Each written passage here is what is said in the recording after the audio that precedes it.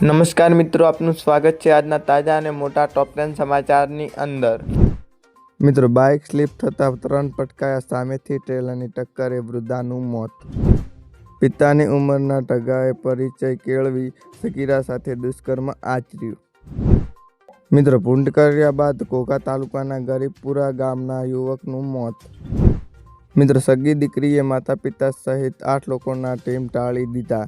પ્રોપર્ટીની લાલચમાં 1.5 મહિનાની બાળકીને પણ લોઢાના સળિયાથી પતાવી દીધી।